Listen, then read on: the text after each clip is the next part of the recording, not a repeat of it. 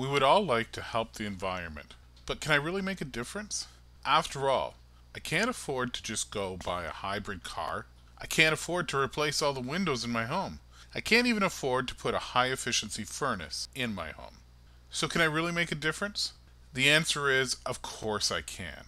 But in order to be most effective, I have to start thinking small. Huh? Think small?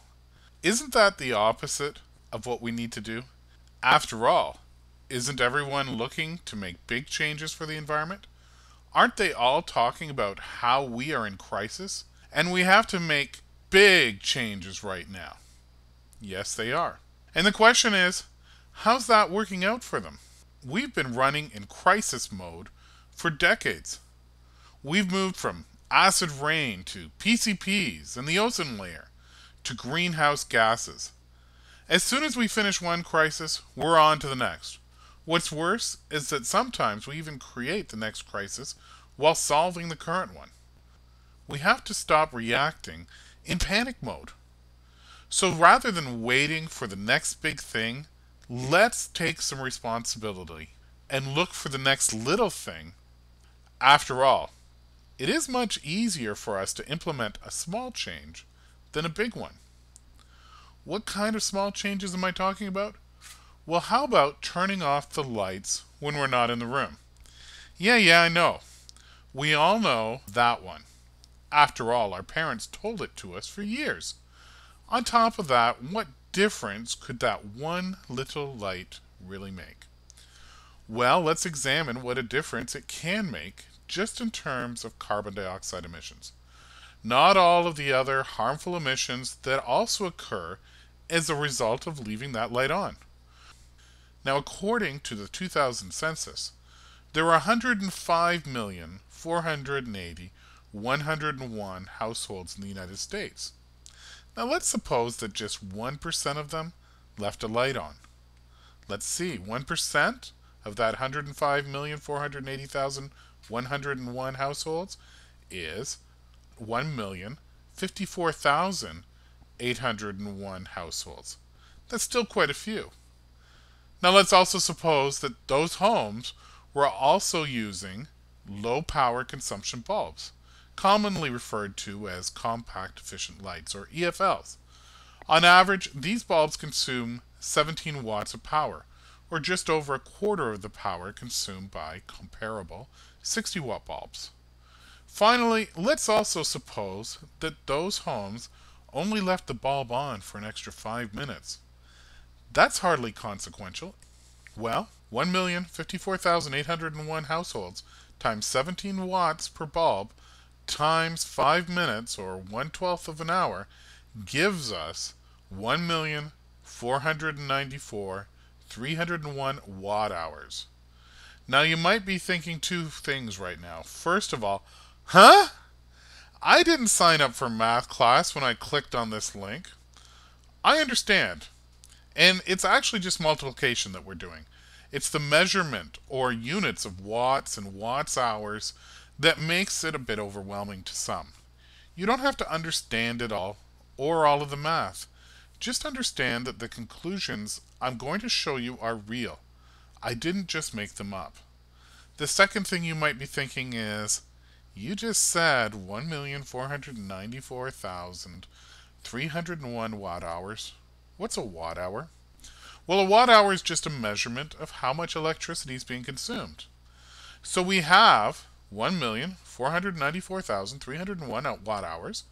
We can also describe that as 1.494 megawatt hours, because mega simply means 1 million.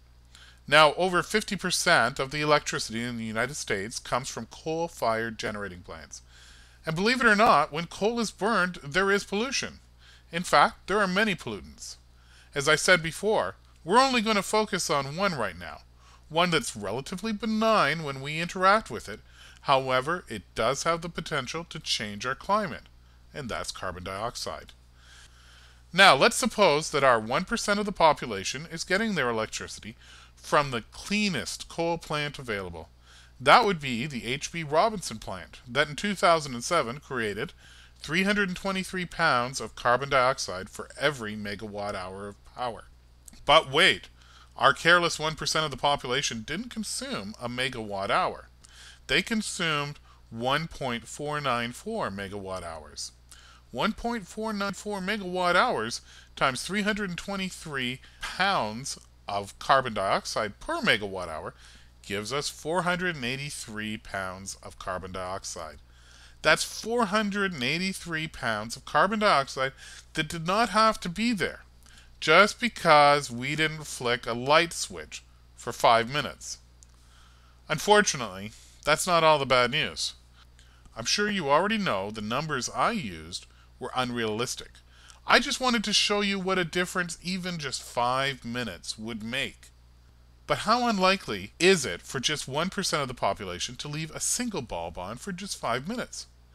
I'm going to use my best estimates while still trying to remain conservative.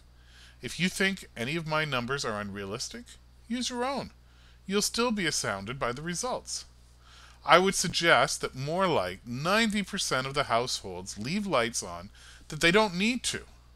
I'd also suggest that in the average household, at least 2 lights get left on for 45 minutes when they don't need to be. That's probably still pretty conservative, considering many fixtures have more than one bulb in them. Most homes are still buying old-fashioned lights because they seem to make economic sense. An old-fashioned bulb costs pennies, whereas an EFL may cost dollars. The point is, most people are using 60 or 100-watt bulbs. Finally, the H.B. Robinson generating plant is a bit of an exception. In fact, there are very few coal-fired plants that produce less than 2,000 pounds or 1 ton of carbon dioxide for every megawatt hour power produced. Now let's see. 90% of the households times 2 60-watt bulbs times 3/4 an hour equals 8,544 megawatt hours of power consumed, or 8,544 tons of carbon dioxide emissions. All because we couldn't be bothered to turn the lights off when we were in the room. That's per day. In a year, that would be 3,118,560 tons of extra carbon dioxide. Now remember, we were only talking about carbon dioxide emissions, none of the other pollutants that come from coal-fired plants. In addition, we weren't talking about the environmental impacts that occur because we had to extract additional coal from the ground or transport that additional coal to a generating station. What about light bulbs themselves? They burn out earlier than they need to be. The new ones need to be manufactured. They need to be transported. That all consumes additional resources just because we couldn't be bothered to flick a switch. Now, many people are holding out hope for wind turbines, solar panels, and other clean energy sources. Don't get me wrong. I love the idea of producing energy with alternative methods. But the average large-scale wind turbine produces less than 2 megawatts of power. Simplistically, that means at a minimum we would need 356 of them working continuously to produce the 1,844 megawatt hours consumed by our light bulbs. Each of these turbines costs between $1 and $1.5 million. That means it would cost $250 million to manufacture and install the wind turbines just because we couldn't be bothered to flick a light switch. Let's transition towards clean energy. Yes, but at the same time we can conserve so much just by making small differences. And that's where you come in. Look for small changes that you can make. Tell your friends and family. Let's all work together. If we all do so, we can start making a big difference for the environment. If you'd like to know more small changes that you can make that are virtually effortless, but will give the environment a big boost, please visit futureenvironment.org. Sign up for the newsletter and get the free report, 10 Simple Actions to Environmental Improvement. Tell your friends to do the same. Together, we can all make small changes that will make a big difference for our environment.